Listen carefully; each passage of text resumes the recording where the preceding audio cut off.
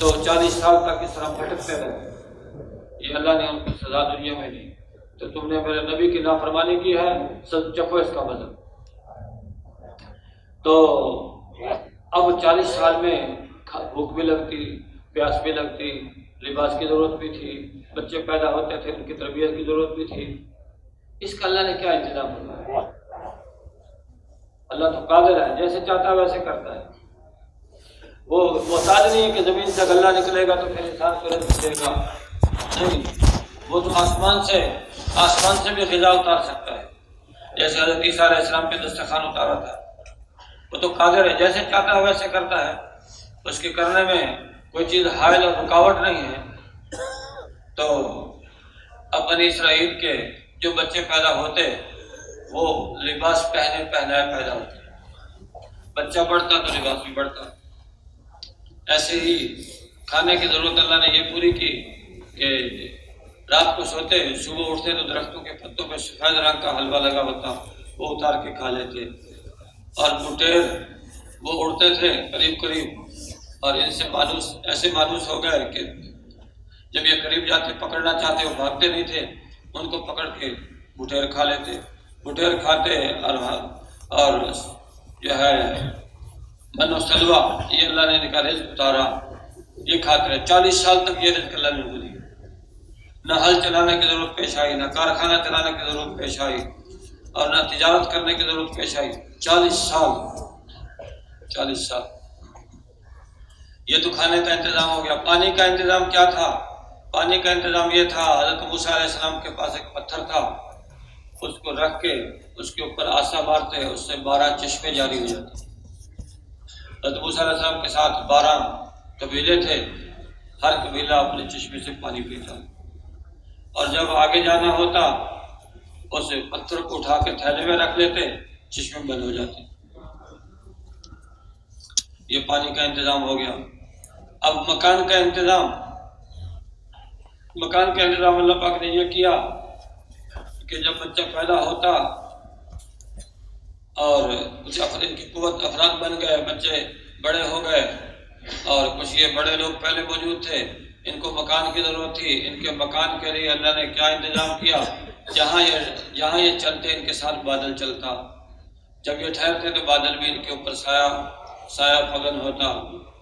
تو یہ مکان کا انتظام ہو گیا، مکان کا انتظام بھی ہو گیا، لباس کا بھی، غذا کا بھی، پانی کا بھی، سارا انتظام کر دیا۔ تو یہ چیزیں اللہ اپنے نافرمان کو بھی دے دیتا ہے، اس لیے یہ کوئی کمال کی بات نہیں ہے کہ ایک آدمی کے پاس دنیا کے اسباب زیادہ ہو جائے، یہ کوئی کمال کی بات نہیں ہے۔ حضرت محمد صلی اللہ علیہ وسلم کا جب نکاح ہوا حضرت خدیجہ کبریٰ رضی اللہ تعالی عنہا سے، آپ کے چچا ابو طالب، نکاح کے وقت انہوں نے ایک بہت عجیب بات فرمائی، فرمانے لگے میرا بھتیجا اس وقت ہوئے زمین کے سارے انسانوں سے افضل ہے، یہ الگ بات ہے کہ اس کے پاس مال نہیں ہے۔ پھر فرمایا لیکن مال سے کوئی آدمی کی بڑائی چھوٹائی کا تعلق نہیں ہے، یعنی مال زیادہ ہے تو آدمی بڑا ہے، مال تھوڑا ہے تو آدمی چھوٹا نہیں، مال تو ڈھلتا بڑھتا سایہ ہے، آج ایک کے پاس ہے تو کل دوسرے کے پاس۔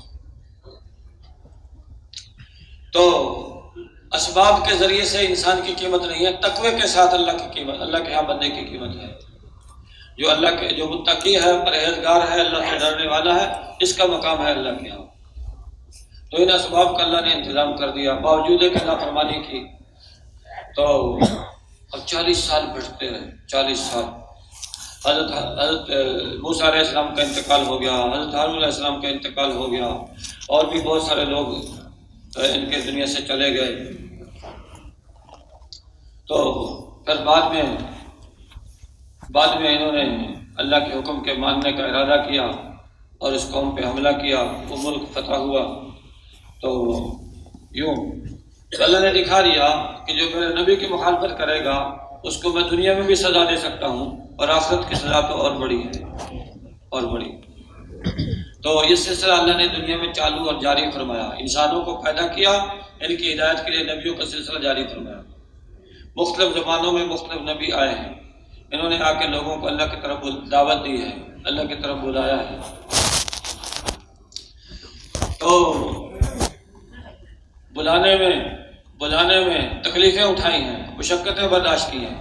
حضرت نوح علیہ السلام 950 برس ان کا اللہ کی طرف بلانے کا زمانہ ہے، دعوت کا زمانہ، اور رات کو بھی دعوت دی ہے، دن کو بھی دعوت دی، اور لوگوں نے حضرت علیہ السلام کی بات ماننے کے بجائے ان کی پٹائی کرتے تھے، اتنا مارتے تھے بے ہوش ہو جاتے تھے، لیکن جو کام اللہ نے ذمہ لگایا چھوڑا نہیں اس کو، پھر اٹھتے اور پھر دعوت دینا شروع کرتے۔ اسی طرح جو ہے حضرت لوط علیہ السلام کی قوم، حضرت لوط علیہ السلام نے ان کو بلایا اللہ کی طرف، ان میں بے حیائی تھی، بے حیائی کے کام کرتے تھے، تو ان کو روکا، منع کیا، تو بات ماننے کی وجہ کہنے لگے اچھا تم پاک رہنا چاہتے ہو ذرا نکل کے باہر چلے جاؤ، ہمارے میں ہم ناپاک لوگ ہیں، تم پاک رہنا چاہتے ہو نکل جاؤ یہاں سے، چلے جاؤ۔ تو اس طرح کی باتیں اور اس طرح کی تکلیفیں اور مشقتیں نبیوں نے برداشت کی ہیں، تو یہی تکلیفیں حضرت محمد صلی اللہ علیہ وسلم نے بھی برداشت کی۔ آپ علیہ السلام جب پیدا ہوئے اس وقت عربوں کے ہاں یہ دستور تھا، بچے کو تربیت کے لیے باہر بھیجتے تھے بستیوں میں، دیہاتوں میں، دو وجہ سے، ایک تو بستی کی فضا خالص ہوتی ہے، صاف ستھری فضا میں بچہ تربیت پائے، دوسرا زبان، عربی زبان وہ خالص ہوتی ہے، دیہات کی زبان خالص ہوتی ہے اور شہر کی زبان مخلوط ہو جاتی ہے، اس لیے بھیجتے تھے دیہاتوں میں تاکہ خالص زبان سیکھیں، خالص زبان۔ تو اس کا ایک بڑی اہمیت تھی کہ یہ خالص عربی زبان اس کو آتی ہے، تو آج ہمیں اس کا احساس بھی نہیں ہے، ہم اردو کے اندر انگریزی کے الفاظ بول کے فخر محسوس کرتے ہیں، یہ فخر کی بات نہیں ہے، یہ فخر کی بات نہیں ہے، فخر تو اس پر ہے کہ ہم عربی کا الفاظ استعمال کریں، اللہ کے نبی کی زبان عربی، جنت والوں کی زبان عربی، قرآن کی زبان عربی، یہ فخر ہے، یہ فخر ہے۔ یہ تو عیب تھا اس وقت، عربوں کے یہاں تو عیب تھا کہ زبان مخلوط ہو جائے، تو بہرحال اللہ کے نبی پیدا ہوئے تو ایک شخص آیا یہود میں سے قریش کے پاس کہ رات قریش کے یہاں کوئی بچہ پیدا ہوا ہے؟ انہوں نے کہا نہیں پتہ کرو پیدا ہوا ہے، خیر پتہ کیا، انہوں نے کہا عبداللہ کے ہاں بیٹا پیدا ہوا ہے، کہنے لگا میں دیکھنا چاہتا ہوں اس کو، لے گئے، آپ علیہ السلام کو اٹھا کے لائے، اس نے پہلے کمر کی طرف سے دیکھا، آپ کو کمر کی طرف سے، اور بے ہوش ہو گیا، جب ہوش میں آ لوگوں نے پوچھا کیا ہو گیا، کہنے لگا کہ بنی اسرائیل سے نبوت چلی گئی، کیونکہ آپ علیہ السلام کے دو کندھوں کے درمیان مہر نبوت تھی، وہ دیکھی تو بے ہوش ہو گیا۔ تو ان دنوں میں طائف میں قحط پڑا ہوا تھا، تو طائف سے کچھ دائیاں مکے میں آئیں کہ ماں کے بچے لے کے ان کی تربیت کر دیں گی، اس سے ہمارا گزارا چلے گا، دائی حلیمہ بھی ان کے ساتھ آئیں، تو چونکہ دائی حلیمہ کی سواری کمزور مریم تھی اس لیے وہ آہستہ آہستہ چلتی تھی، اور دوسری دائیاں ان کی سواریاں مضبوط تھی، وہ تیز چلتی تھی، شروع میں تو ساتھ لے کے چلی، جب دیکھا کہ یہ ان کی سواری ہمارے ساتھ چل تو سکتی نہیں ہے، ان کو پیچھے چھوڑ دیا، کہا دائی حلیمہ آپ کو کیسے ساتھ لے کے چلے، تمہاری سواری قدم اٹھا کے تو دیتی نہیں، آگے آئیں، آگے بڑھ کے مکے میں پہنچی، تو آپ علیہ السلام کو دیکھا بچہ تو ٹھیک خوبصورت ہے لیکن باپ اس کا زندہ نہیں ہے، اس لیے ہمیں کیا دے دیا، چھوڑ دیا، مالداروں کے بچے لے لیے۔ دائی حلیمہ جب پہنچی تو انہوں نے بھی آپ علیہ السلام کو دیکھا اور دیکھ کے اس وجہ سے چھوڑ دیا کہ یہ تو یتیم بچہ ہے، تو اور کسی مالدار کا بچہ لیتے ہیں تاکہ اس سے کچھ گزارا ہمارا اچھا چلے، تو اور کوئی بچہ ملا نہیں، خامن سے مشورہ کیا کیا خیال ہے، بچہ عورتوں کو ملتا نہیں، اسی یتیم کو ساتھ لے جائیں، خامن نے کہا ہاں اسی کو ساتھ لے جاتے ہیں، ہو سکتا ہے اللہ ہمارے لیے اس میں برکت ڈالے۔ تو دائی حلیمہ نے آگے بڑھ کے آپ علیہ السلام کو اٹھایا جہاں عارضی طور پر ٹھہری ہوئی تھی وہاں لے کے آ گئی۔ ان کے پاس ایک اونٹنی تھی کمزور قسم کی، تو اس کے تھن دودھ سے بھر گئے، دودھ نکالا، پیا، پلایا۔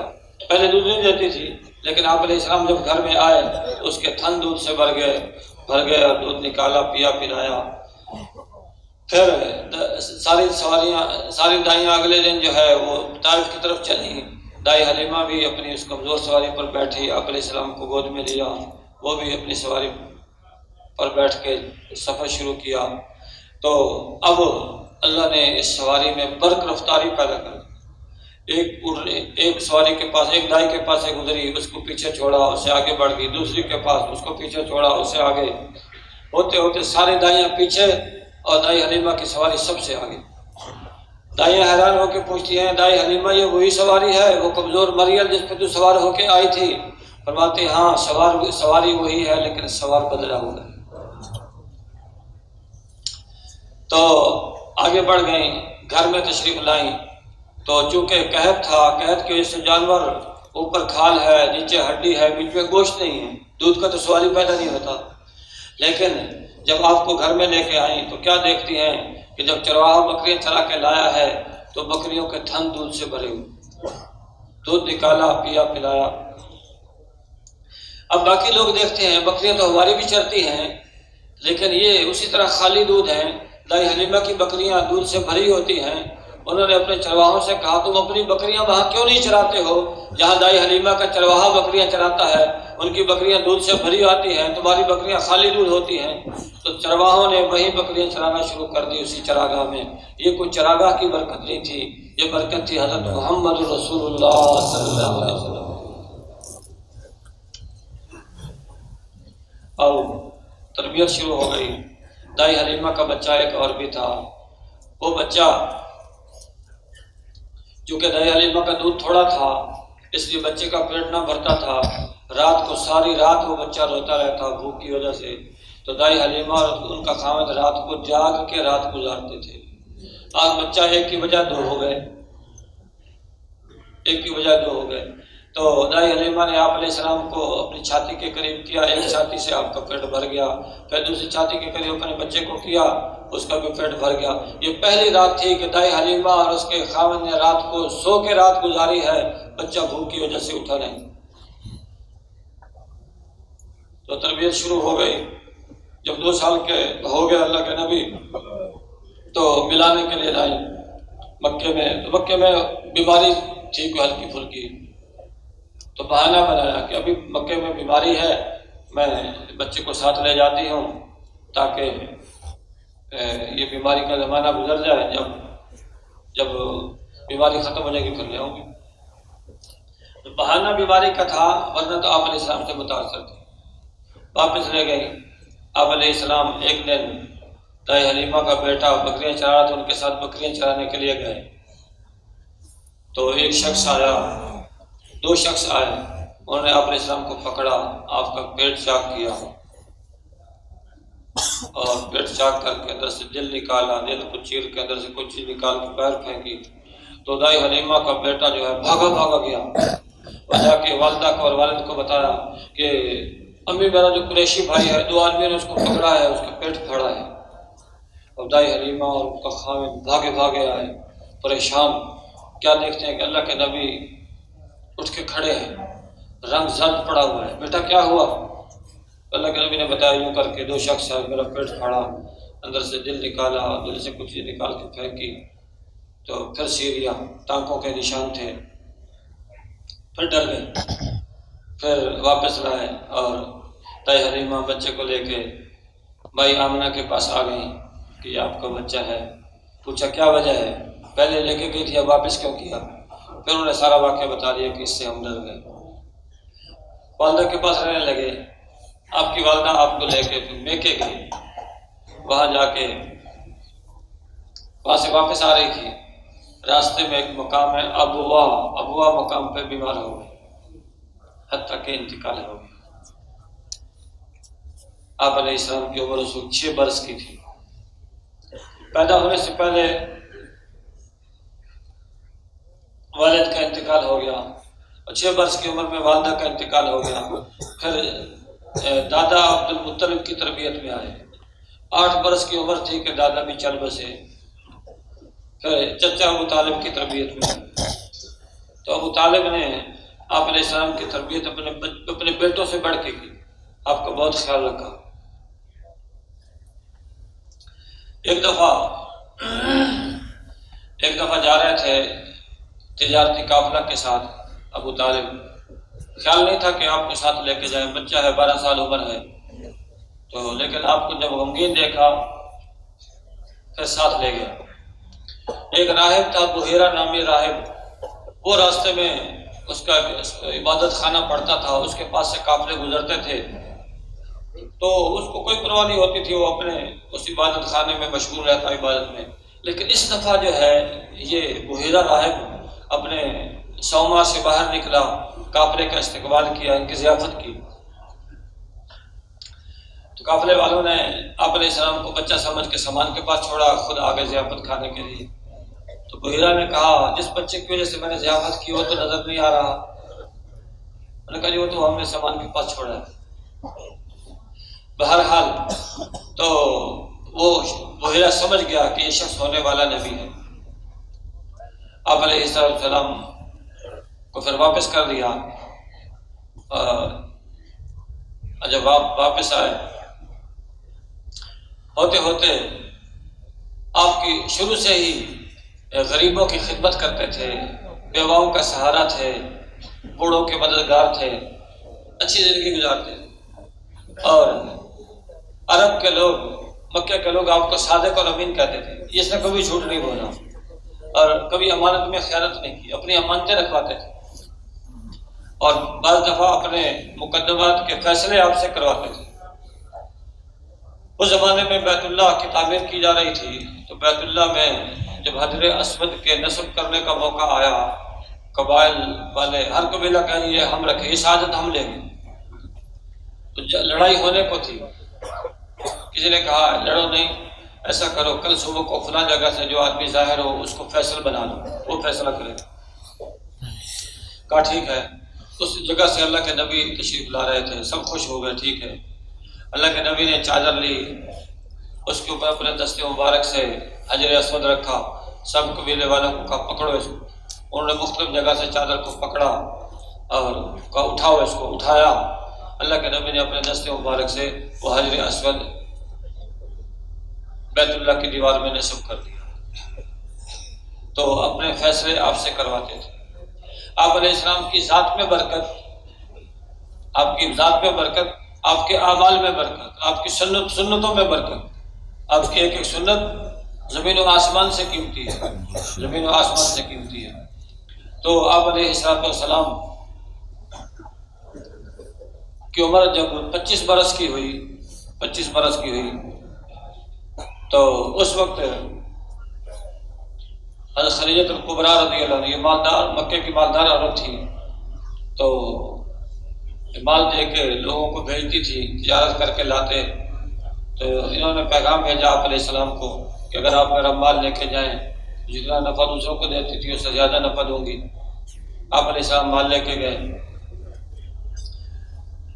تو خدیجہ نے اپنا غلام ساتھ بھیجا. تو جب واپس آیا تو پہلے سے زیادہ نفع ہوا. تو خدیجہ اور اس غلام نے ساری کارگزاری سنائی، آپ کے اخلاق کے بارے میں بتایا. تو حضرت خدیجہ متاثر ہوئی، آپ کو پیغام نکاح بھیجا. اکثر یہ کہ آپ کا نکاح ہو گیا 25 سال کی عمر میں خدیجہ رضی اللہ تعالیٰ عنہ. پھر آپ غار حرا میں تشریف لے جاتے، وہاں جا کے ذکر کرتے، نماز وغیرہ پڑھتے. نماز تو فرض نہیں ہوئی تھی، نفل وغیرہ. اور جب کھانا ختم ہو جاتا پھر واپس آ جاتے، پھر 2-4 دن کا توشہ لے کے پھر چلے جاتے. بعض دفعہ خدیجہ رضی اللہ عنہ وہ گھر سے وہ آپ کا کھانا لے کے جاتی ہیں اور تلاش کر کے بھی کون سے گھر میں ہوں گے وہاں پہنچا آتی. ہوتے ہوتے آپ کی عمر 40 برس کی ہو گئی. 40 سال کی عمر میں اللہ کے نبی نے اعلان نبوت فرمایا. اعلان نبوت. تو شروع میں 3 سال آپ چپکے دعوت دیتے رہے، چپکے. یہی حکم تھا۔ 3 سال کے بعد اللہ پاک نے ارشاد فرما دیا قم فانذر ربک فکبر، اے محمد صلی اللہ علیہ وسلم کھڑے ہوئیے، لوگوں کو ڈرائیے، اللہ کی بڑائی بیان کیجیے۔ پھر اللہ کے نبی نے اعلانیہ دعوت شروع کی۔ تو جب اعلانیہ دعوت شروع کی تو پھر لوگوں کی طرف سے تکالیف اور پریشانیاں اور مشقتیں آنا شروع ہوئیں۔ آپ کی دعوت ہے لا الہ الا اللہ محمد رسول اللہ، اللہ کے سوا کوئی معبود نہیں اور میں اللہ کا رسول۔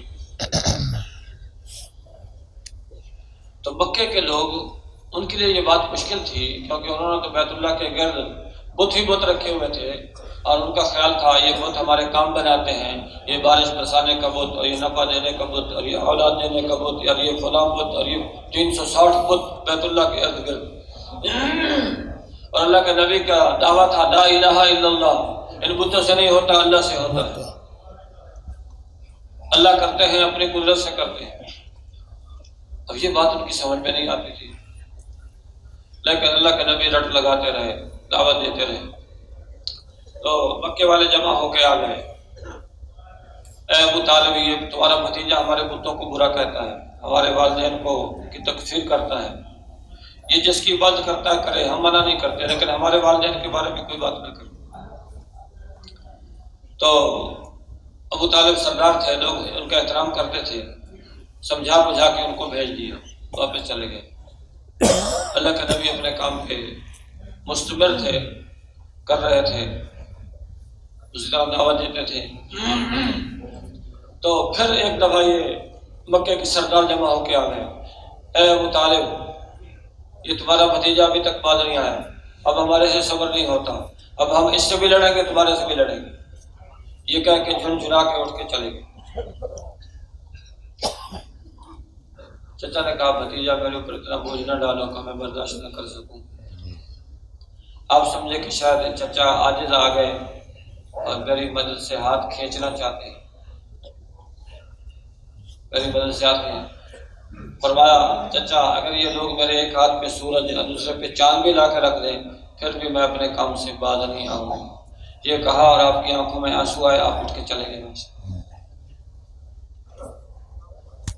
چچا ہے کہا بھتیجے تم اپنا کام کر کر میری مدد تمہارے ساتھ ہے۔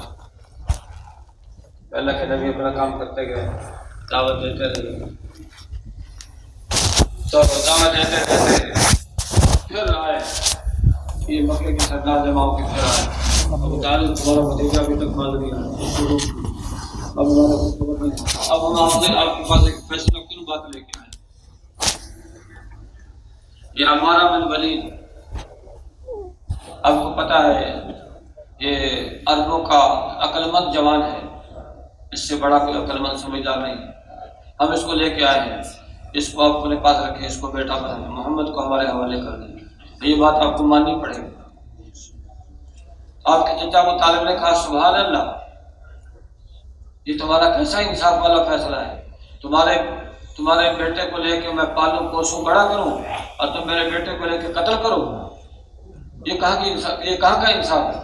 جاؤ تمہارے سے جو ہوتا ہے کرو، میں محمد کو تمہارے حوالے کرنے والا نہیں۔ اللہ کا نبی دعوت دیتے، جو لوگ آتے ان کو دعوت دیتے، قبائل کے پاس جاتے، ایک ایک کے پاس جا کے ان کو اللہ کی طرف بلاتے۔ تو اس طرح آپ علیہ السلام اپنا کام کرتے رہے۔ چچا ابو طالب جب تک زندہ رہے آپ کی مدد کرتے رہے۔ ایک وقت آیا کہ چچا کا انتقال ہو گیا اور حضرت خدیجہ کا انتقال ہو گیا، پھر آپ کے اوپر مصیبتوں کے پہاڑ ٹوٹ پڑے۔ جس سال میں انتقال ہوا ہے اس سال کا نام اللہ کے نبی نے کہا عام الحزن، غم کا سال۔ تکلیفیں آئی لیکن کام نہیں چھوڑا، کام اپنا کرتے رہے۔ تو کچھ لوگ آپ کی حمایت کرنے لگے، آپ کا کلمہ پڑھنے لگے۔ تو پھر مکے والے جمع ہوئے کہ ایسا کرتے ہیں کہ نہ رہے بانس نہ بجے بانسری، ان کا کام تمام کر دیتے ہیں، ان کو جڑ سے مٹا دیتے ہیں۔ تاکہ یہ جو روزانہ کا جھگڑا ہے یہ ختم ہو جائے۔ اس کے لیے اس مشورے کے لیے جمع ہوئے دارالندوہ میں جمع ہو کے۔ شیطان بھی ایک بوڑھے کی شکل میں آیا، وہ بھی دروازے پہ کھڑا ہو گیا، پوچھا تم کیسے آئے ہو؟ کہنے لگا مجھے پتہ لگا ہے کہ تم ایک خیر کے کام کے لیے جمع ہو رہے ہو، میں بھی اس میں حصہ ڈالنا چاہتا ہوں۔ کیا کریں؟ ایک نے رائے دی کہ ایسا کرتے ہیں کہ اس کو لے کے اور قید میں ڈال دیتے ہیں، وہیں مر کھپ جائے گا اور جان چھوٹ جائے گا۔ شیطان نے کہا نہیں بالکل نہیں، ایسا نہیں کرنا، کیونکہ اس کے قبیلے کے لوگوں کو نہیں جانتے، وہ کیسے چھوڑ دیں گے تمہیں، تمہارے اوپر حملہ کریں گے، اپنے آدمی کو چھڑا کر لے جائیں گے۔ یہ نہیں ہو سکتا، یہ مناسب نہیں۔ تو پھر آخر میں یہ رائے آئی ایسا کرتے ہیں کہ ان کو قتل کر دیتے ہیں، اور قتل کر کے یہ لوگ مطالبہ کریں گے، اس کا قبیلہ مطالبہ کرے گا دیت کا، تو ایک کی جگہ 2 کی دیت دے دیں گے۔ اس پہ یہ بات آئی کہ اگر قتل کریں گے تو ان کے قبیلے والے بدلے میں قتل کریں گے کہ نہیں، ایسا کرتے ہیں کہ 100 آدمی، 100 قبیلے کا ایک آدمی ننگی تلوار لے کے گھر کو گھیر لے، اور جب اللہ کے نبی باہر نکلے یک بار کی حملہ کر کے کام تمام کریں۔ یہ ترتیب انہوں نے سوچی۔ شیطان نے کہا یہ بات ہے، یہ ٹھیک ہے، یہ بالکل ٹھیک ہے، یہ ٹھیک ہے۔ تو ایسے ہی ہوا، 100 قبیلے کا ایک جوان ننگی تلوار لے کے آپ کے گھر کو گھیر لیا، آپ باہر نکلیں گے اور حملہ کر لیں گے۔ اللہ پاک نے وحی کے ذریعے سے اپنے نبی کو اس کی اطلاع کر دی۔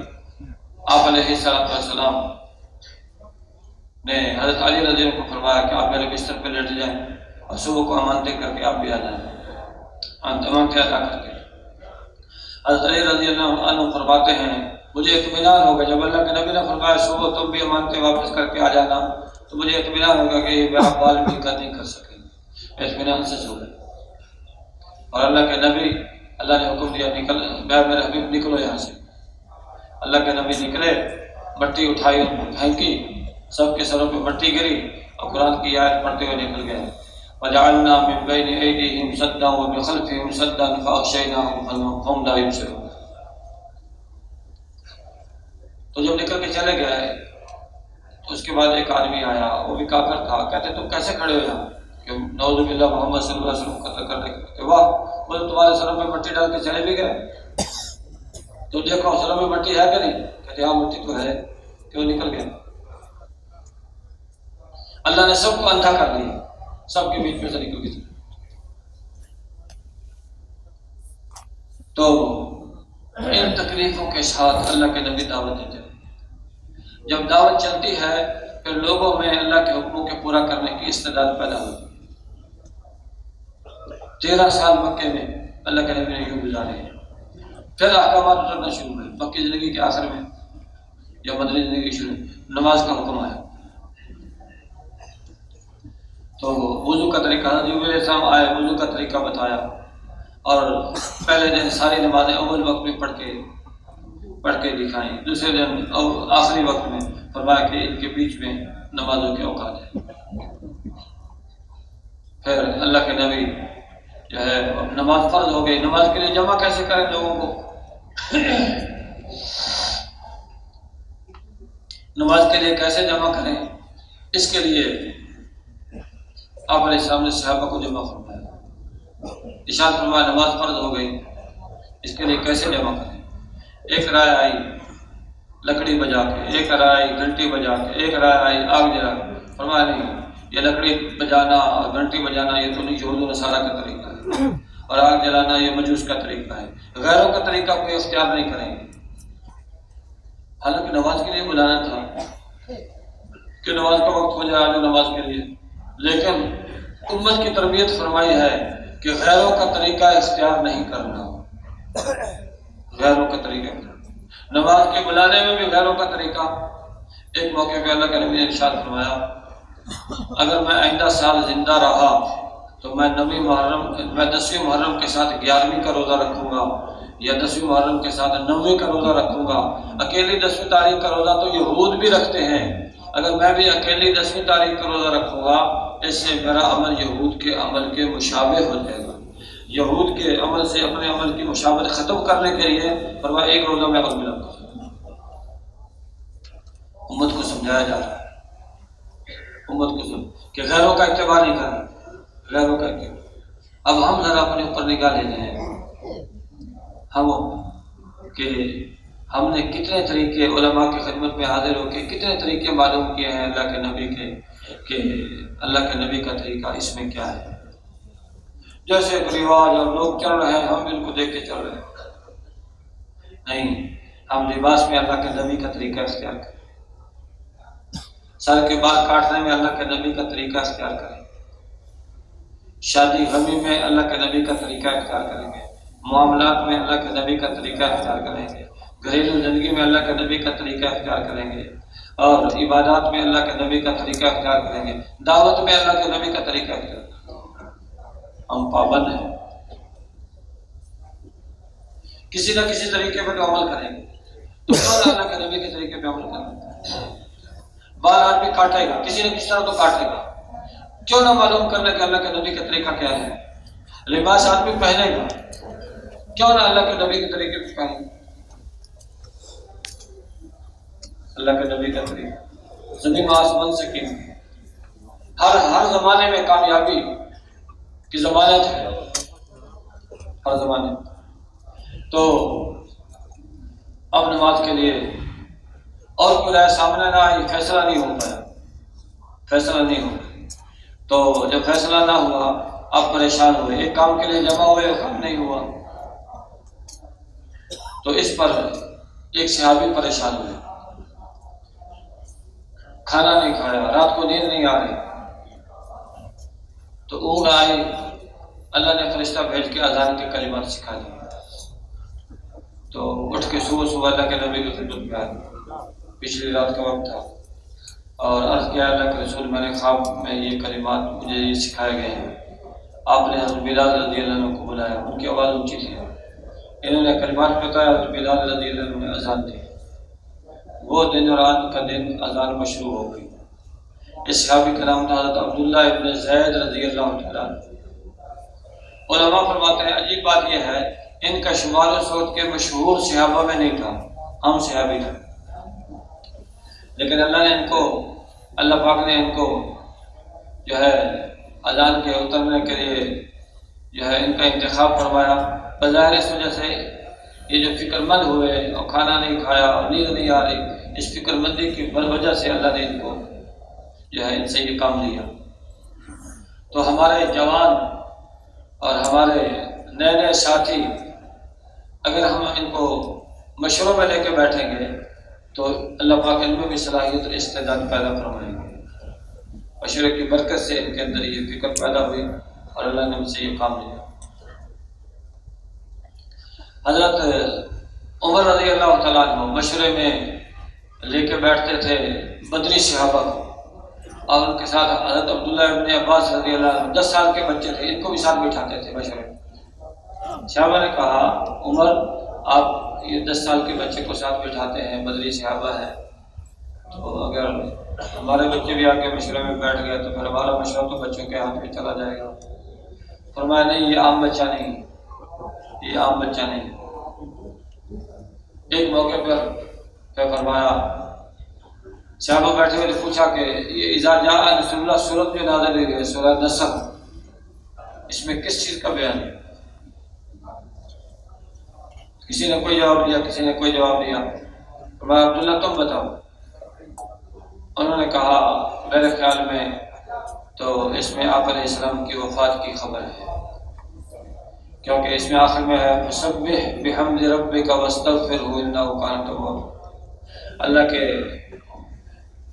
کی تعریف، سبح بحمد ربک، اپنے رب کی تعریف کے ساتھ اس کی تسبیح کیجئے اور استغفار کیجئے، بے شک اللہ توبہ قبول کرنے والا ہے۔ تسبیح اور استغفار تو عمل کے آخر میں ہوتا ہے، اس سے لگتا ہے اللہ کے نبی کی زندگی قریب الاختتام ہے، زندگی ختم ہونے والی ہے، تو اللہ کے نبی کی موت کا بیان ہے اس میں۔ حضرت عمر رضی اللہ عنہ فرمانے لگے میرا بھی یہی خیال ہے، میرا بھی یہی خیال ہے۔ تو بہرحال تو نماز فرض ہو گئی، تو صحابہ کرام رضی اللہ تعالیٰ عنہ نماز پڑھتے تھے، اور منافقین ایسا ماحول بنا ہوا تھا، مسلمان تو سارے ہی نماز پڑھتے تھے، جو منافقین تھے ان کو بھی نماز چھوڑنے کی ہمت نہیں تھی۔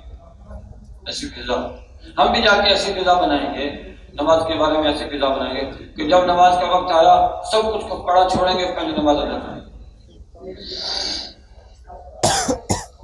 دو صحابہ کے بارے میں آتا ہے کہ ان کی عادت تھی جو ہی اذان ہوتی تو اپنا کام وہی چھوڑ دیتے، بالکل ایک انچ نہ آگے بڑھتے۔ ایک تاجر تھے، انہوں نے اگر تولنے کے لیے ترازو پکڑا ہوا ہے، اذان کی آواز کان میں پڑ گئی، یہیں سے ترازو نیچے پٹخ دیا، اور دوسرے لوہے کا کام کرتے ہیں، لوہے کا کام کرتے کرتے لوہا گرم کر کے اس میں ہتھوڑا چلا رہے ہیں، اور اتنے میں اذان کی آواز کان میں پڑ گئی اور ہتھوڑا کندھے کے برابر اٹھا بھی لیا ہے، اب مارنے ہی والے تھے، اذان کی آواز سنی تو پھر ہتھوڑا لوہے پہ نہیں مارا، کندھے کے پیچھے پھینک دیا۔ اس پہ اللہ نے قرآن کی آیت اتار دی، رجال لا تلہیہم تجارت ولا بیع عن ذکر اللہ، یہ ایسے لوگ ہیں جن کو خریدنا اور بیچنا اللہ کے ذکر سے غفلت میں نہیں ڈالتے، غفلت میں نہیں ڈالتے ایسے لوگ۔ آدمی ہر وقت اللہ کو یاد رکھے، اللہ کو یاد رکھے، اللہ کو یاد۔ ہم تو تھوڑی دیر کے لیے نماز میں جب کھڑے ہوتے ہیں وہاں اللہ کا دھیان اس لیے نہیں آتا کہ جو نماز کے باہر ہم اللہ کے دھیان کے ساتھ نہیں ہوتے۔ اللہ دیکھ رہا ہے، اللہ سن رہا ہے، اللہ میرے ساتھ ہے، اللہ ہمارے ساتھ ہے۔ اگر یہ تصور ہمارا ہو پھر نماز کے اندر بھی یہی دھیان ہے، نماز کے اندر بھی یہی دھیان۔ یہ دھیان پکے گا ذکر سے، ذکر میں دھیان کی مشق کریں گے تو ذکر میں بھی دھیان جمے گا، نماز میں بھی دھیان جمے گا۔ اور اللہ پاک نے ویسے ہی ترغیب دی ہے ذکر کی، اذکروا اللہ ذکرا کثیرا، اللہ کا ذکر کرو ذکر کثیر، سبحوہ بکرۃ و اصیلا، صبح و شام اللہ کی پاکی بیان کرو۔ علماء فرماتے ہیں بکرہ کا معنی ہے طلوع صبح صادق سے لے کے سورج کے نکلنے تک کے وقت کو بکرہ کہتے ہیں، اور اصیل کہتے ہیں عصر سے لے کے غروب آفتاب تک کے وقت کو۔ اس میں حکم ہے اللہ کا ذکر کثرت سے کرو۔ تو اللہ کا ذکر، اللہ کے نبی استغفار بھی کرتے تھے، استغفار، اور اللہ کا ذکر کرتے تھے، اور لوگوں کو اس کی ترغیب دیتے تھے، لوگوں کو اس کی ترغیب دیتے تھے۔ ذکر یہ ایسی عبادت ہے کہ نماز کے لیے تو وقت مقرر ہے، ذکر کے لیے وقت مقرر نہیں، پھر نماز کے لیے تعداد مقرر ہے، اتنے رکعتیں پڑھنی، ذکر کی تعداد مقرر نہیں، جتنا کرو، صبح کو کرو، شام کو کرو، دن کو کرو، رات کو کرو، کھڑے اٹھتے بیٹھتے چلتے پھرتے ہر حال میں۔ نماز تو جب آدمی نماز پڑھ رہا ہے بس نماز ایک ہی عمل ہوگا، دوسرا کام نہیں کر سکتا، لیکن ذکر کے ساتھ دوسرا کام بھی کر سکتا۔ زبان سے قرآن کی تلاوت کر رہا ہے اور ہاتھ سے کام کر رہا ہے، ہاتھ سے کام کر رہا ہے۔ اذکروا اللہ ذکرا کثیرا، اللہ کا ذکر کثیر۔ جو آدمی ذکر کثیر کرے گا وہ غیبت سے بچ جائے گا، غیبت سے بچ جائے گا۔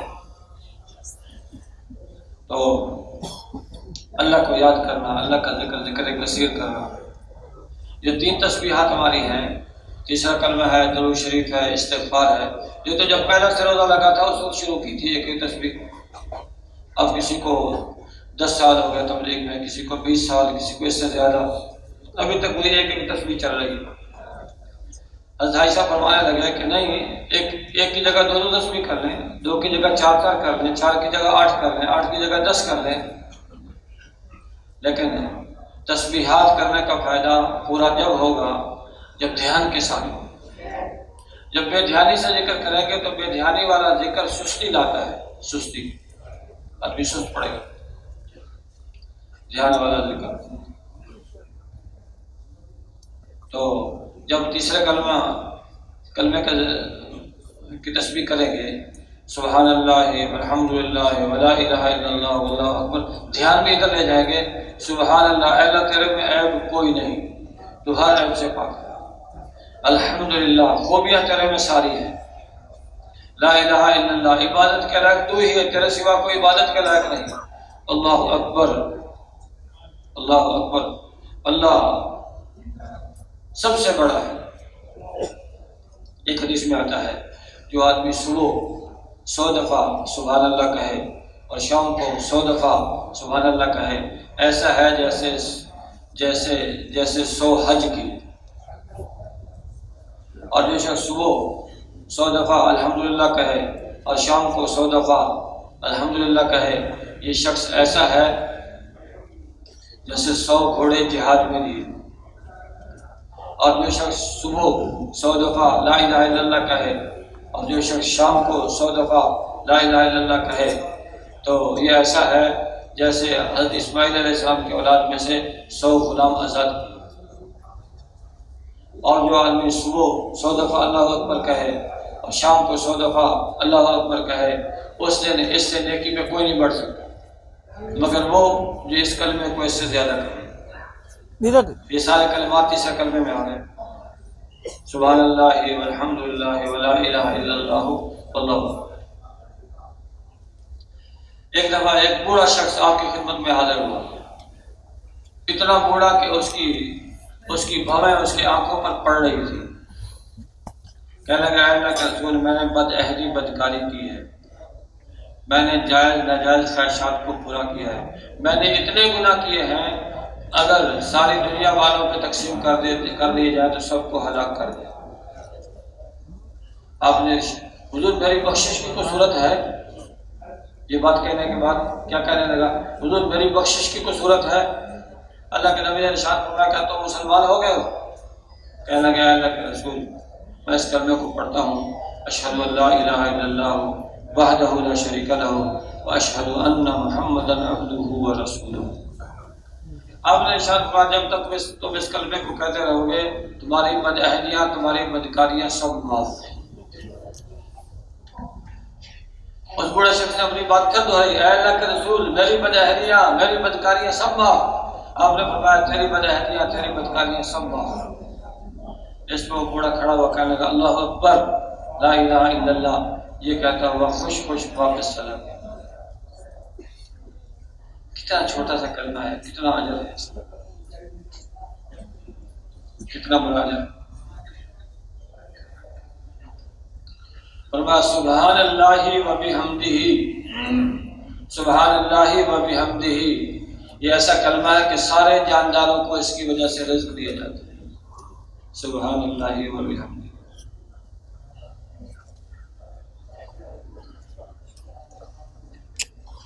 اور جو استغفار کی کثرت کرے گا اللہ پاک موسلا دھار بارش برسائے گا، وَيُرْسِلُ السَّمَاءَ عَلَيْكُمْ مِدْرَارًا وَيُمْدِدْكُمْ بِأَمْوَالٍ وَبَنِينَ، مال اور بیٹے دے گا استغفار کے لیے، وَيَجْعَلْ لَكُمْ جَنَّاتٍ، باغات لگا دے گا، وَيَجْعَلْ لَكُمْ أَنْهَارًا، نہریں جاری کر دے گا۔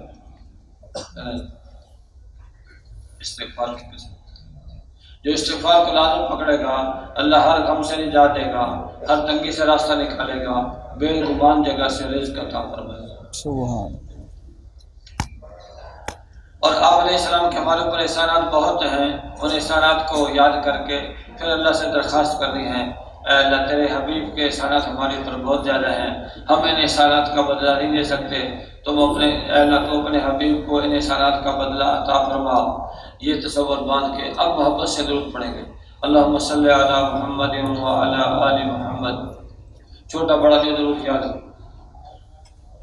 سب سے زیادہ ثواب نماز والے درود کا ہے۔ جزا اللہ عنا سیدنا محمد ما هو اہلہ، جو اس کلمے کو کہے گا 70 فرشتے 1000 دن تک اس کا اجر لکھتے رہے گا۔ اس میں دو شریف کے معنی ہے، 70 فرشتے 1000 دن تک۔ ایسے ہی بھائیوں، جیسے ذکر کے فوائد اور فضائل ہیں، ایسے ہی ایسے لوگوں کی مدد کرنا، لوگوں کے ساتھ اچھا سلوک کرنا، اس کے بھی فضائل ہیں۔ ایک دفعہ اللہ کے نبی فرمانے لگے کہ جو شخص جب نیا لباس پہنے تو پرانا لباس غربا فقراء پہ صدقہ کر دے تو یہ زندگی اور موت کے ہر حال میں اللہ کی پناہ میں آ جائے، زندگی اور موت کے ہر حال میں اللہ کی پناہ میں آ جائے۔ ایک دفعہ حضرت سلمان فارسی رضی اللہ عنہ آپ کی خدمت میں حاضر ہوئے، آپ تکیہ لگائے ہوئے تھے، اٹھ کے بیٹھ گئے، تکیہ رکھ دیا حضرت سلمان کے پاس۔ پھر ارشاد فرمایا سلمان جب کوئی میزبان اپنے مہمان کے لیے تکیہ رکھ دیتا ہے اللہ اس کی ضرور بخشش فرما دے گا، چھوٹا ضرور بخشش۔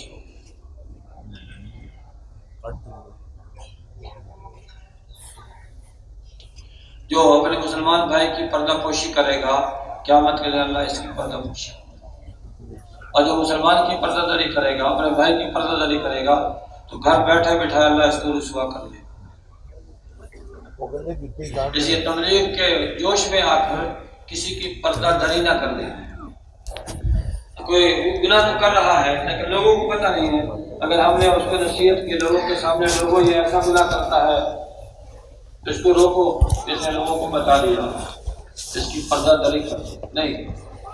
جو گناہ چھپ کے کر رہا ہے تو اس کو روکنا بھی ایسے ہی مخفی انداز میں چاہیے، اور جو اعلانیہ گناہ کر رہا ہے اس کو اعلانیہ روکنا چاہیے۔ اس کے اللہ نے اجازت نہیں دی کہ کسی کو اس کے گناہ کی وجہ سے ذلیل کیا جائے، لوگوں کے سامنے اس کو رسوا کیا۔ بندے کی عزت کا اللہ نے بڑا خیال رکھا، بڑا خیال، بلکہ فقہ کی کتابوں میں مسئلہ آتا ہے کہ اگر ایک آدمی چوری کرتے ہوئے پکڑا گیا، اس کو قاضی کے دربار میں لایا گیا، اب بار بار یہ نہ کہو اس نے چوری کی ہے، اس سے شرمندگی زیادہ ہوتا ہے۔ یہاں چوری کا لفظ استعمال کرنا پڑ رہا ہے، وہاں کا جو کس نے خدا چیز وہاں کے لی سرکے کی جگہ اخذ کا لفظ استعمال کرو، اخذ کا لفظ جو اسلام میں تو چور کا بھی احترام ہے، چور کا بھی۔ ہم ایک ملک میں گئے، پولیس والے جو ہے، دو پولیس والے تھے، ایک مجرم کو پکڑ کے لے جا رہے تھے، ہتھ کڑی لگائی ہوئی تھی اور اس ہتھ کڑی کے اوپر رومال ڈالا ہوا تھا۔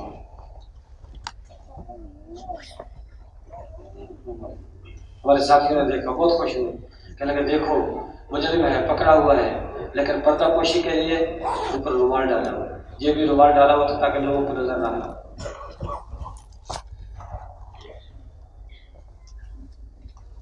بھائی حد الامکان، حد الامکان ہم ہماری جان سے، ہمارے مال سے لوگوں کو نفع پہنچے، اذیت نہ پہنچے، اذیت نہ پہنچے۔ کسی کو اذیت پہنچانا ہے اور اعمال کی طرف توجہ ہوگا۔ ایک دفعہ آپ علیہ السلام کی خدمت میں کچھ شخص آئے، اے اللہ کے رسول، بنی اسرائیل کے دو آدمی تھے، ایک آدمی جو ہے یہ زیادہ نمازیں روزے نہیں رکھتا، بس فرض درجے میں کر کے پھر یہ بیٹھ جاتا ہے اور لوگوں کو دین سکھاتا ہے، اور دوسرا آدمی دن کو روزہ رکھتا ہے، رات کو نفلیں پڑھتا ہے۔ ان دونوں میں بہتر کون ہے؟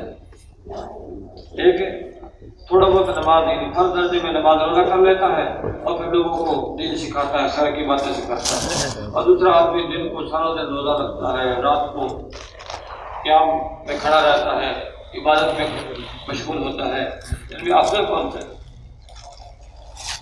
اللہ کے نبی نے فرمایا یہ جو آدمی فرض درجے میں نماز روزہ کر کے پھر لوگوں کو دین سکھاتا ہے، اس کی مثال ایسے ہے جیسے میری مثال تم میں سے ادنا شخص کا۔ قیامت کے دن عالم کی روشنائی جس میں دکھتا ہے، عالم کی سیاہی اور شہید کے خون کو تولا جائے گا، عالم کی سیاہی کا وزن زیادہ ہوگا۔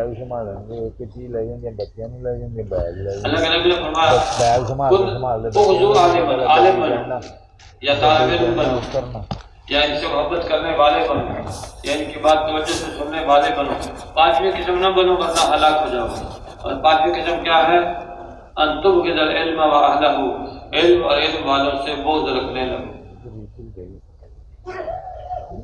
علم اور علم والوں سے بغض رکھنے.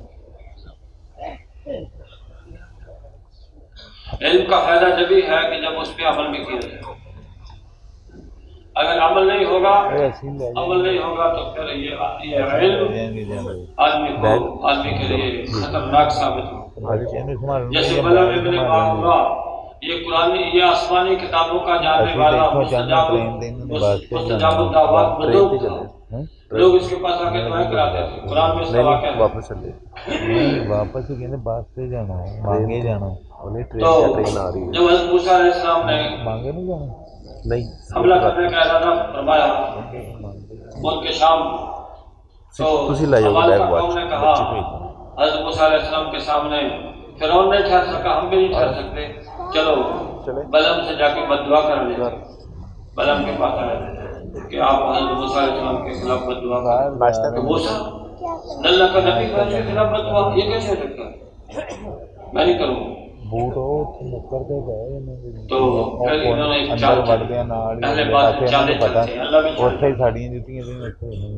اللہ کی چال، اللہ کی تدبیر غالب. چال یہ چلے گی ان کی بیوی کو راضی کیا، بہت بڑا ہدیہ دیا ان کی بیوی کو. تو بیوی نے کہا یہ ہدیہ ہے، اس کو قبول کرنا چاہیے. نہیں کر رہے تھے لیکن دیکھنے میں ہدیہ تھا، حقیقت میں رشوت تھی. لے بیٹھے، پھر آگے بد دعا کریں، نہیں کر رہے.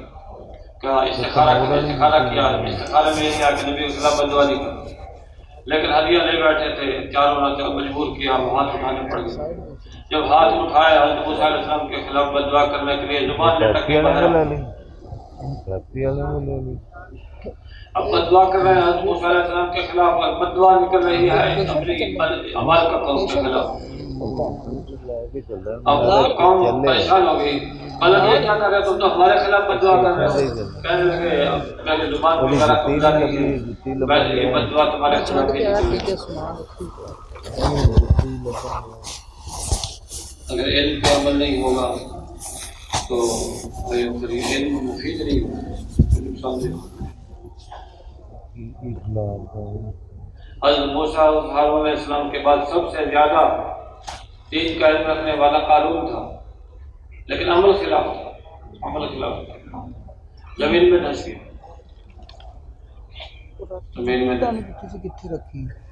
حضرت داؤد علیہ السلام کے پاس دو شخص آئے. میرے والی چپل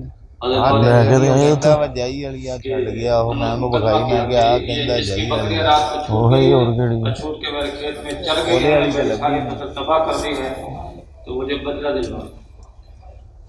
حضرت داؤد علیہ السلام نے حساب لگایا، جتنا اس کا نقصان ہوا ہے اس کی قیمت لگائی، بکریوں کی قیمت لگائی. پہلو کہندے بس تے جانا ہوں ٹرین تے ٹرین المنٹ جتنا اس کا نقصان ہے اتنی بکریوں کی قیمت ہے. زیادہ بکریوں والا یہ بکریاں زمین والے کو دے، اس کا نقصان پورا کرو. حضرت داؤد علیہ السلام کے بیٹے تھے حضرت سلیمان علیہ السلام. حضرت سلیمان علیہ السلام نے پوچھا کیا فیصلہ ہوا کہ یہ فیصلہ، فرمایا اگر اس کا فیصلہ میں کرتا تو اس کے علاوہ ہوتا. کیا فیصلہ کرتے کہ میں یہ فیصلہ کرتا کہ یہ بکریوں والا بکریاں حوالے کر دے زمین حوالے کی، اور وہ ان بکریوں سے، ان کی اون سے، ان کے دودھ سے فائدہ حاصل کرے، اور زمین والا زمین حوالے کر دے بکریوں والے کی، اور بکریوں والا زمین میں فصل اگائے.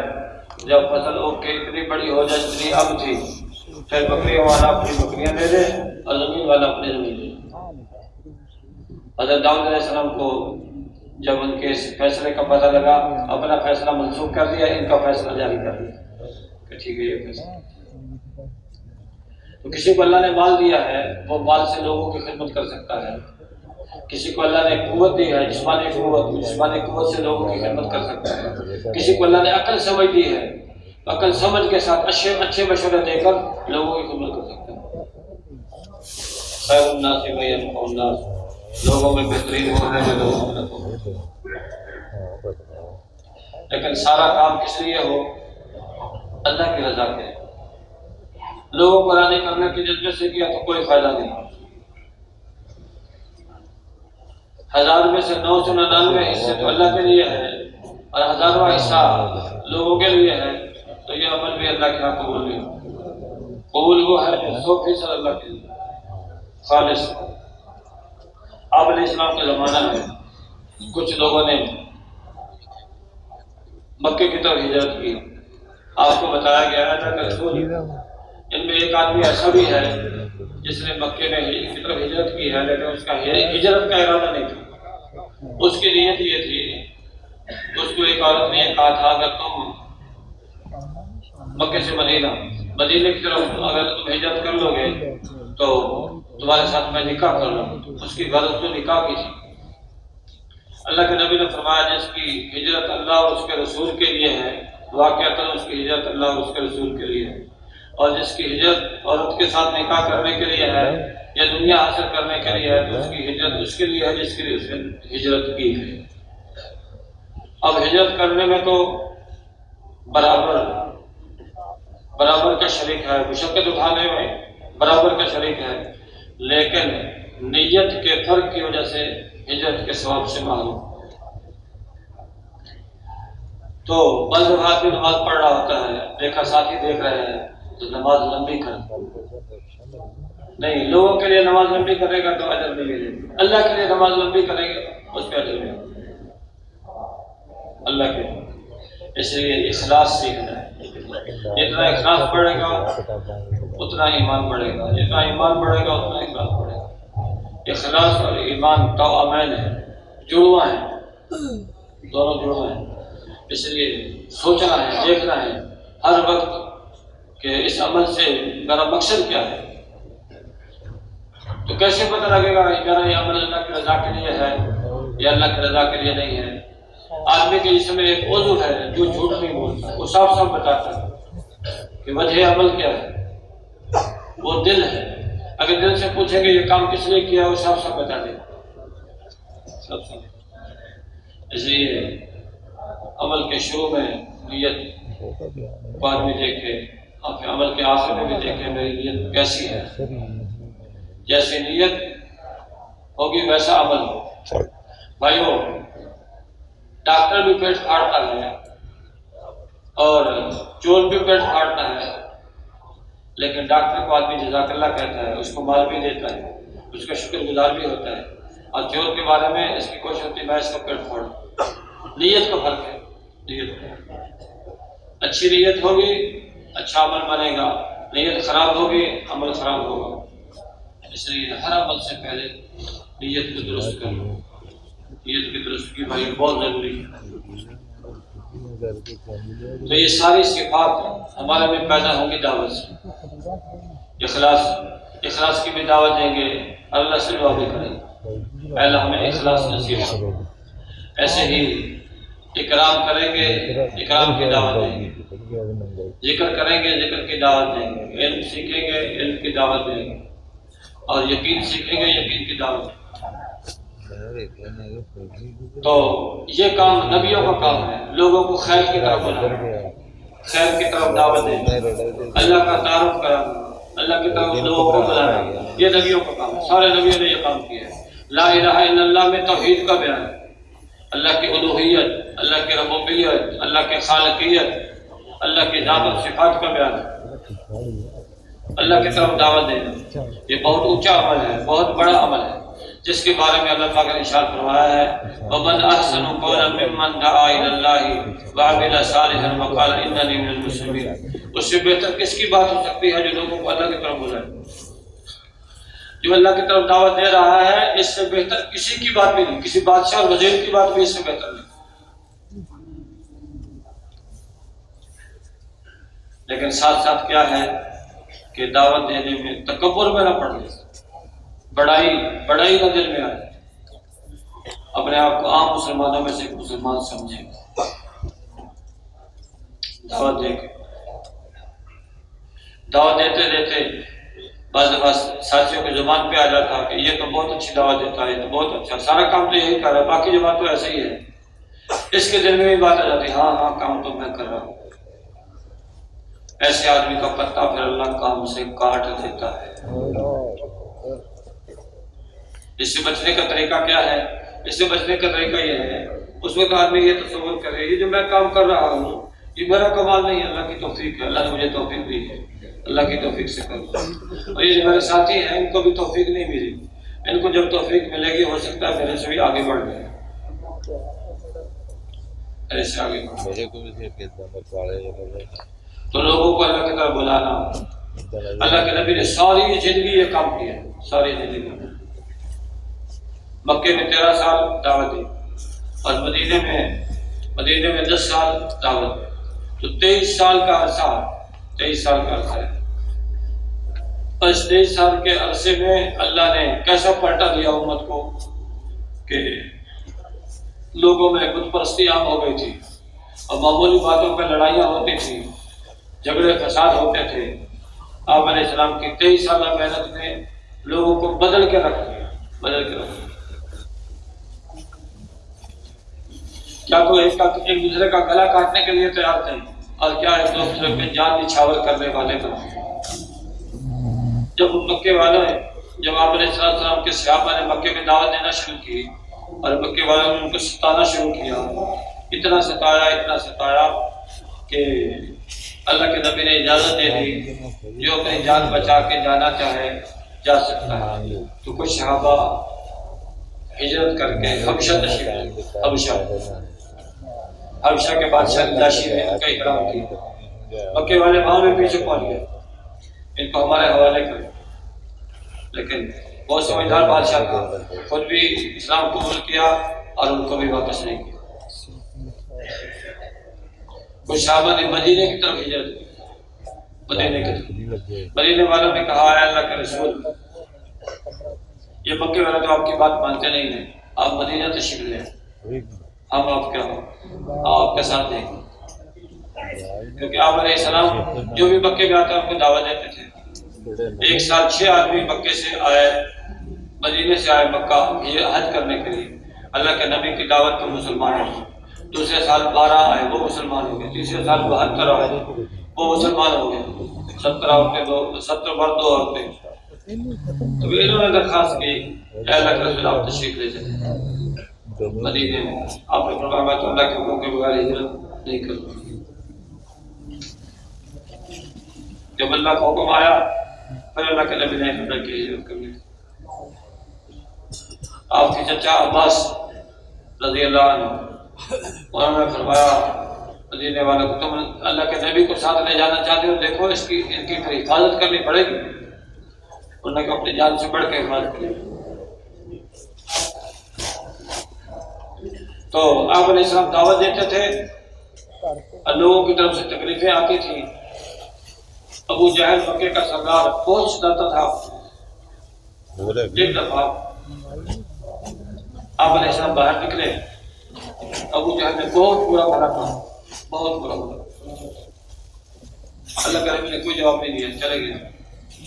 ایک بات ہی سن لی تھی تو آپ علیہ السلام کے چچا حضرت حمزہ رضی اللہ عنہ، اسد اللہ و اسد رسول، اللہ کے رسول کے شیر، اتنا بڑا قد تھا ان کا ماشاءاللہ کہ گھوڑے پہ بیٹھتے تھے تو پیر قدم نیچے رکھتے تھے زمین پر۔ تو یہ شکار کھیلنے کے لیے گئے تھے واپس۔ سلمان جی نے بتایا آج تمہارے بھتیجے کے ساتھ ابو جہل نے نہایت ناروا سلوک کی ہے، بہت برا بھلا کہا ہے۔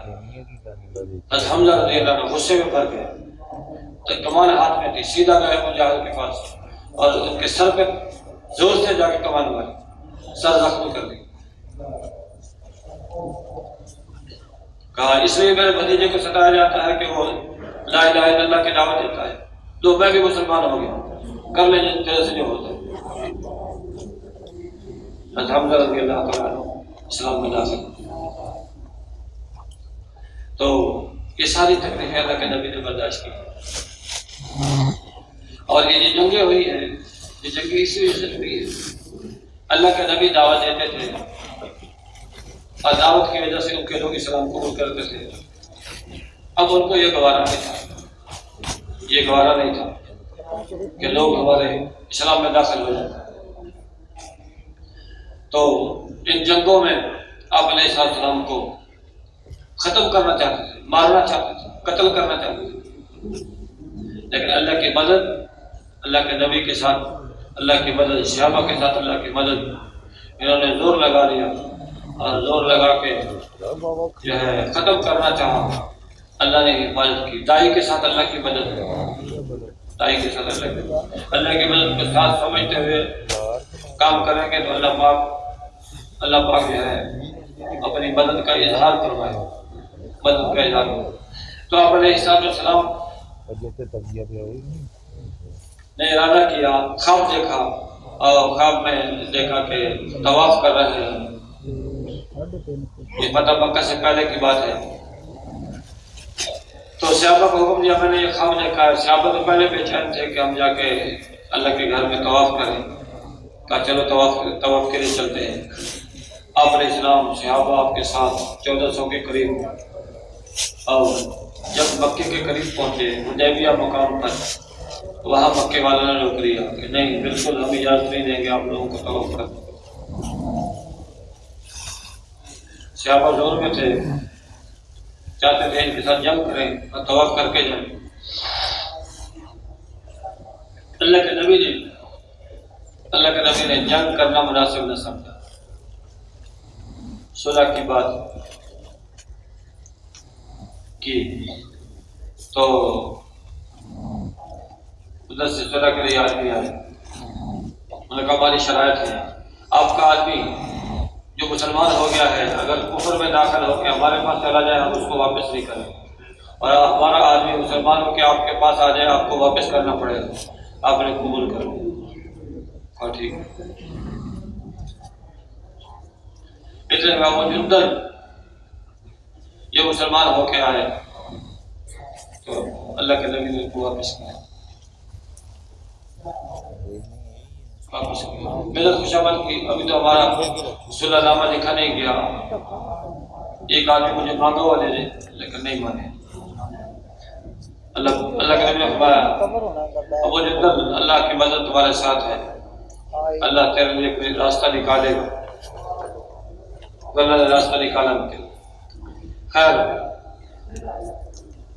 صلح کر لگی، لیکن صحابہ پہ بہت گرانی تھی، بہت گرانی. اے اللہ کے رسول آپ اتنی دب کے صلح کیوں کر رہے ہیں؟ ان کی ہر شرط مانتے جا رہے ہیں. تو حضرت عمر رضی اللہ عنہ غصے میں پڑے ہوئے ہیں. اے اللہ کے رسول کیا حق نبی نہیں ہے کہ حق نبی ہو؟ آپ نے خواب نہیں دیکھا تھا کہ عمرہ کریں گے؟ دیکھا تھا. عمر آئندہ بھی تو ہو سکتا ہے. اس خواب میں یہ تو نہیں تھا کہ اسی سال کرنا، آئندہ بھی ہو سکتا ہے. لیکن طبیعت ٹھنڈی نہیں ہوئی. پھر حضرت ابو بکر کے پاس گیا. اے ابو بکر کیا حضور حق نبی نہیں ہے؟ حق نبی ہے. آپ نے خواب نہیں دیکھا تھا کہ عمرہ کریں کہ دیکھا تھا، آئندہ سال بھی تو ہو سکتا ہے. جو جواب آپ نے سامنے دیا وہ حضرت ابو بکر رضی اللہ عنہ. مختصر یہ کہ صلح ہو گئی، صلح ہو گئی. صحابہ میں بڑی کہانی. اللہ کے نبی نے فرمایا سر منڈواؤ، احرام کھول دو، واپس چلو. پریشان کوئی نہیں اٹھا. پھر اللہ کے نبی نے فرمایا پھر کوئی نہیں اٹھا. تیسری مرتبہ فرمایا پھر کوئی نہیں اٹھا. آپ علیہ السلام پریشان ہو کے گھر ام سلمہ رضی اللہ عنہ ساتھ تھی، ماں تشریف لے گئی. ام سلمہ سے ساری کارگزاری بتلائی. حضرت ام سلمہ رضی اللہ قربان جائے عجیب موقع کو سنبھالا. تو جیسے مردوں نے دین کا کام کیا ایسے عورتوں نے بھی کیا. عورتوں کے ذریعے سے بڑی خیر پھیلی. حضرت ام سلمہ رضی اللہ عنہ عرض کرنے لگے اے اللہ کے رسول آپ کے صحابہ ایسے نہیں ہیں آپ ان کو ایک بات کا حکم کریں اور آپ کی بات نہ مانیں. وہ تو ان کے اوپر غم کا اثر ہے، اس وجہ سے وہ اٹھے نہیں ہیں، ان کی بات سمجھ میں نہ آئی. اے اللہ کے رسول آپ تشریف لے جائیں، صحابہ کے درمیان بیٹھ کے اپنا حل کروانا شروع کر دیں. تو آپ علیہ السلام نے حضرت ام سلمہ رضی اللہ تعالیٰ عنہ کے مشورے پہ عمل کیا. تو اپنا حل کروانا شروع کیا. جب حل کروانا شروع کیا صحابہ نے دیکھو وہ اللہ کے رسول حل کروا رہے ہیں، پر اٹھے تیزی سے ایک دوسرے کا سر ایسی تیزی سے مونڈا کہ سر زخمی کر دیا. سر زخمی. جب وہ یہاں سے واپس جا رہے تھے کہ اللہ کے نبی نے فرمایا یہ فتح مبین ہے، فتح مبین ہے. صحابہ کہتے تھے حضور اتنی دم کی صلح کی ہے، یہ فتح مبین ہے؟ فرمایا ہاں یہ فتح مبین ہے. پھر یہ صلح یہ پیش خیمہ بنی ہے مکہ کے فتح ہونے، مکہ کے فتح ہونے. پھر مکہ فتح ہو. فتح ہونے سے پہلے جو مہاجرین مکہ ہجرت کر کے آ گئے تھے مدینے میں، مدینے والوں نے ان کی عجیب نصرت کی، عجیب نصرت. تو یہ تو سب کچھ چھوڑ چھاڑ کے آ گئے تھے. تو انصار نے کہا مہاجرین سے تم سب کچھ چھوڑ چھاڑ کے آ گئے ہو، یہ ہماری جس کے پاس 2 بیویاں تھیں یہ ہماری 2 بیویاں ہیں، جس کو آپ پسند کرتے ہو ہم اس کو طلاق دے دیتے ہیں، اس سے آپ نہیں کرتے. اور یہاں تک پیشکش کر دی اللہ کے نبی کے پاس آئے، اے اللہ کے رسول یہ ہمارے مہاجرین بھائی سب کو چھوڑ کے آئے ہیں، یہ ہماری زمینیں ہیں، ہم ایسا کرتے ہیں اپنی زمین کو بانٹ کے آدھا ان کو دیتے ہیں اپنے مہاجرین بھائی، آدھی خود رکھ لیتے ہیں، یہ اس میں کھائیں کمائیں. یہ وہ لوگ ہیں جو ایک دوسرے کا گلا کاٹتے ہیں، قتل کرتے ہیں، اور لڑائیاں چلتی ہیں تو ختم ہو کے نہیں دیتی.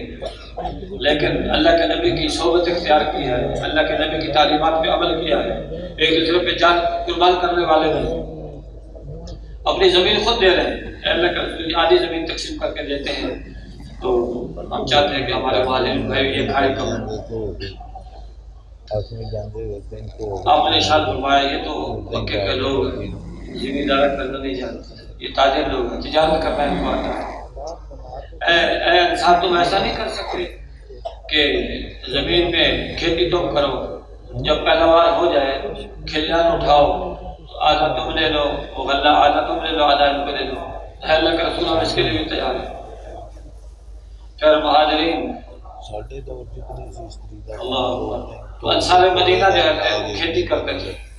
کھیتی جب فصل پک کے تیار ہو جاتی کھلیان اٹھاتے تو اس فصل کو آدھا آدھا کر دیتے، چھانٹ کے اچھی آدھی اپنے مہاجرین بھائیوں کو دے دیتے اور جو کم درجے کی ہوتی ہے دے دیتے.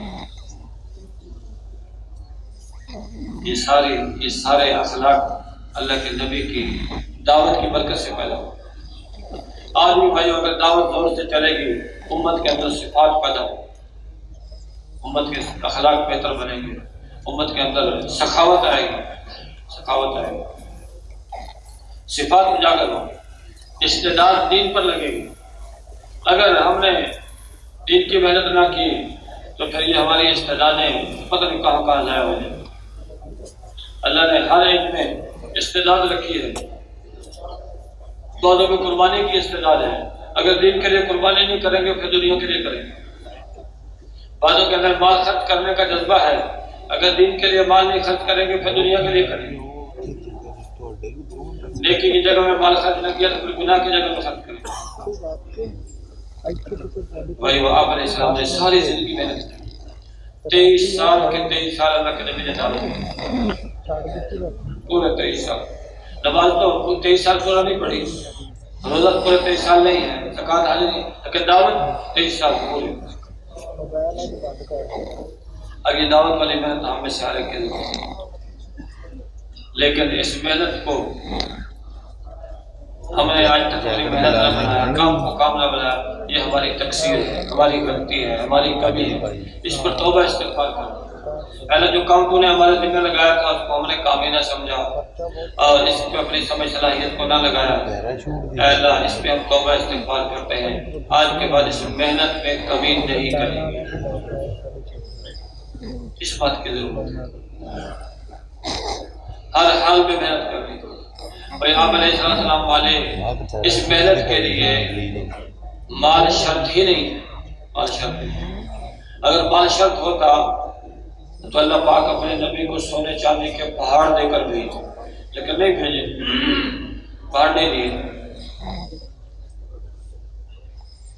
فقر و فاقہ کے ساتھ زندگی گزاری، فقر و فاقہ کے ساتھ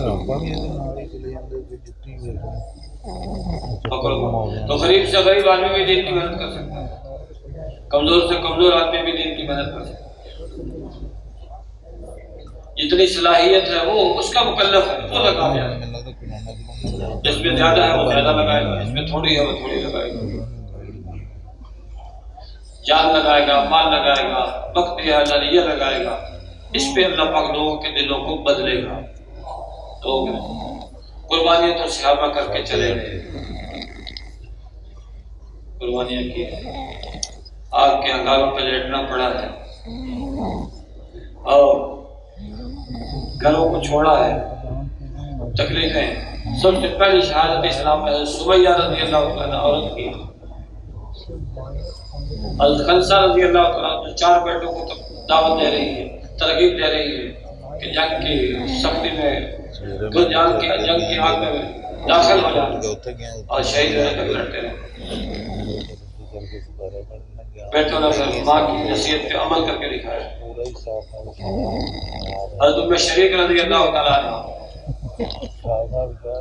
دعوت دیتی تھی، تکلیفیں برداشت کی، اللہ کی مدد آئی تو پورا قافلہ اسلام میں داخل ہوا۔ تو مردوں کا بھی کام ہے، عورتوں کا بھی کام ہے، یہ کام اللہ نے ہمارے ذمہ لگایا، تو ہر حال میں کرنا۔ جان لگائیں گے اللہ جان میں برکت ڈالے گا، مال لگائیں گے اللہ مال میں برکت ڈالے گا، 1 روپیہ خرچ کریں گے لاکھوں کا اجر ملے گا، 1 نماز پڑھیں گے کروڑوں کا اجر ملے گا، کروڑوں کا اجر ملے گا۔ اللہ کے نبی کا فرمان ہے ليلۃ القدر میں حجر اسود کے سامنے کھڑے ہو کر عبادت کرنے سے اللہ کے راستے میں تھوڑی دیر کے لیے کھڑا ہو جانا یہ بہتر ہے۔ ليلۃ القدر 1000 مہینے سے بہتر ہے۔ اور پھر مسجد حرام بیت اللہ کے سامنے حجر اسود کے سامنے کھڑا ہو کے عبادت کرنا ہے، اور دوسرا آدمی تھوڑی دیر کے اللہ کے راستے میں نکلا ہے، یہ بہتر ہے اس سے۔ کیوں؟ اس لیے کہ یہ نبیوں والی محنت، نبیوں والا کام، اس کی برکت سے اللہ ان کو ہدایت عطا کرے۔ ایک آدمی اپنی ذات سے عبادت کر رہا ہے تو اس کی ذات کو اس کا فائدہ ہوگا، ایک آدمی پوری امت کی فکر کر رہا ہے، اس کی فکر کا فائدہ پوری امت، پوری امت پورے دین میں داخل ہو جائے، پوری امت آپ علیہ السلام کی زندگی کو اختیار کرنے والی بن جائے۔ اس کے لیے اللہ کے نبی نے قربانی کی ہے، اور یہ محنت اللہ نے ہمارے سپرد کی ہے، ہمارے ذمہ لگائی ہے، یہ محنت ہماری محنت ہے، یہ کام ہمارا کام ہے بھائی، اس کام کو ہر حال میں کرنا، ہر حال میں کرنا۔ حضرت ابوبکر صدیق رضی اللہ تعالیٰ عنہ نے فرمایا تھا دین میں کمی آ جائے ابوبکر زندہ ہو یا نہیں ہو سکتا، یا دین دنیا میں پھیل جائے گا یا ابوبکر دنیا سے چلا جائے گا۔ اللہ پاک فرما رہے ہیں کہ تم بہترین امت ہو، لوگوں کی رفع رسانی کے لیے نکالے گئے ہو، اچھائی کا حکم کرتے ہو، برائی سے منع کرتے ہو، اللہ پہ ایمان رکھتے ہو، اور تمہارے اندر ایک ایسی جماعت کا ہونا ضروری ہے جو بھلائی کا حکم کرے، برائی سے منع کرے، یہی لوگ پورے کامیاب ہیں، پورے کامیاب۔ امر بالمعروف اور نہی عن المنکر، مطلب یہ ہے ایک جماعت تو ایسی ہو جو رات دن صبح شام دوڑنا بچھونا اس کام کو بنا، باقی کام پوری امت کے ذمہ، پوری امت کے ذمہ۔ تو تیار ہے اس کے لیے انشاءاللہ۔ تو جیسے حضرت ابوبکر صدیق رضی اللہ عنہ کا فرمان ہے کہ دین میں کمی آ جائے ابوبکر زندہ ہو، یہ نہیں ہو سکتا۔ آج بھی اسی بات کی ضرورت ہے بھائیو، ہم اللہ کے راستے میں نکلے رہیں گے یا اللہ کا دین دنیا میں پھیل جائے گا یا ہماری قبریں اللہ کے راستے میں بن جائیں گی، جب تک دین دنیا میں پھیلے گا نہیں ہم گھروں کی طرف لوٹیں گے نہیں۔ اس کے لیے کون کون تیار ہے جی؟ انشاءاللہ جی سبھی تیار ہیں، اللہ جزاک۔ اس کے لیے آنا تو یہاں ہے، ہدف یہ ہے، پہنچنا یہاں ہے، اس کے لیے درجہ بندی ہے۔ بس چلا لگا دیا 4 مہینے، پھر سال، پھر 7 مہینے، پوری زندگی، یہ ترتیب ہے۔ تو گزارش یہ ہے کہ جو ساتھی چلے کے لیے آئے تھے اب 4 مہینے لگا کے جائیں گے، چلنے سے 4 مہینے، یہ ساتھی کھڑے ہو کے اپنے اپنے ارادے کا اظہار فرما دیں. چلے سے 4 مہینے چلے کے لیے آئے تھے 4 مہینے لگا کے جائیں. ماشاءاللہ ماشاءاللہ ماشاءاللہ. ایسے ہی آئے تھے 20 دن کے لیے 4 مہینے لگا کے جائیں گے. 10 دن کے لیے آئے تھے 4 مہینے. چلوزہ لگانے کے لیے آئے تھے 4 مہینے. جماعت کو ملنے آئے تھے 4 مہینے. ماشاءاللہ یہ ساتھی کھڑے رہے. ایسے وہ ساتھی جو 4 مہینے لگا چکے ہیں اور ملکوں کے رواج سے ان کے قواعد پورے ہیں. تو جوڑ تک یکم مارچ تک مقام پہ جا کے جماعت بنا کے لے آئیں گے. 7 مہینے کی یہ بھی کھڑے ہو کے اپنے ارادے کا اظہار کریں. 7 مہینے بیرون اندرون 7 مہینے اندرون بیرون 2 مہینے کے اندر تیار ہو کے آ جائیں گے انشاءاللہ انشاءاللہ انشاءاللہ. ایسے ہی وہ ساتھی جو 4 مہینے لگا چکے ہیں ہر سال 4 مہینے لیں گے. ہر سال 4 مہینے. یہ ساتھی بھی اپنے ارادے کے اظہار ہر سال 4 مہینے. ماشاءاللہ ماشاءاللہ. تشریف رکھیں جی تشریف رکھیں بھائی. اللہ نے دیکھ لیا فرشتوں نے دیکھ لیا معاملہ اللہ کے ساتھ ہے. بزرگ کچھ میں واسطہ بن گئے. تو آپ حضرات جو ہے جو ارادہ کیا ہے ہم اس کے مطابق بھی اپنی تشکیلیں کروانی ہیں. تشریف رکھیں جی. پیچھے والے بھی ساتھی تشریف رکھیں. دائیں بائیں والے تھوڑی دیر کے لیے تشریف رکھیں. تھوڑی دیر انشاءاللہ اعلانات ہوں گے. تشریف رکھیں کو چھوڑ دیں. تشریف رکھیں. آپ پیچھے والے بھائی بیٹھو. ماشاءاللہ پورا مجمع کھڑا ہو گیا. پورے مجمع کھڑا ہوا تھا. اللہ جل شانہ دیکھ رہے ہیں. اللہ جل شانہ کو دیکھ رہے تھے. اللہ کا پیار اللہ کتنے پیش ہو رہے ہیں. فرشتوں نے لکھ لیا جیسے قربانی کی اللہ کا کی توفیق نصیب فرمائے. انشاءاللہ تشکیلیں 9:30 انشاءاللہ تعالیٰ تشکیلیں 9:30 بجے ہوگی. نیچے مسجد میں ستون نمبر 131 پر آپ حضرات وقت تشریف لائیں. انشاءاللہ مہمان کی جماعتیں بنیں گی. دور سے دور کا تقاضا ہے اس کی جماعتیں بنیں گی. اور حضور سال کے نسل کا تقاضا ہے ان کی جماعتیں بنیں گی. شمال والے جنوب والے کم اوقات والے لمبے اوقات والے ساری ترتیب قابو آ جائے گی. آپ کو تشریف لائیں گے. آپ کو بھی آسانی ہوگی تشکیل والوں کی بھی آسانی ہوگی. کوشش فرمائیں گے انشاءاللہ 9:30 بجے نیچے مسجد میں ستون نمبر 131 پر. اللہ نے شان و عظمت بہت جزائے خیر فرمائے. جو جماعتیں اللہ کے راستے میں گئی تھی کام کر کے واپس آئی ہیں 10 بجے انشاءاللہ کارگزاری کے گھر کے لگ جائیں گے. ہر کو میں تشریف لائے تھے کارگزاری جو جماعتیں کل بن گئی 10 بجے اسی گھر سے جماعتوں کے لیے ہدایت بیان کی جائے گی. ذمہ دار بھائی ساتھی کو جمع کر لیں تاکہ وقت پر ہدایت شروع ہو جائے. ہر سال 4 مہینے کرا دے کیا ماشاءاللہ سارا مجمع کرا ہو جائے. مغرب کی نماز کے بعد نیچے مسجد میں ستون نمبر 146 میں تشریف لائیں. تشریف والے بھائی موجود ہوں گے انشاءاللہ اپنی طرف سے بلائیں گے. میرے بھائیوں یہاں مرکز میں ہمارے 2 ہی کام ہیں. اجتماعی طور پر توجہ دیان کے ساتھ جماعت عرض کی جانی ہے اس کو خود بھی سننا اور خود بھی سنانے کی کوشش کرنا اور ایک دوسرے بھائی کو دعوت دے کے دور سے دور اور اگلے تقاضے کے لیے تیار کرنا کوشش فرمائیں گے انشاءاللہ. اب وہاں پر سبحان اللہ وبحمدہ سبحانک اللہم وبحمدک نشہد ان لا الہ الا انت نستغفرک ونتوب الیک. سبحان ربک رب العزۃ عما یصفون وسلام علی المرسلین والحمد للہ رب العالمین.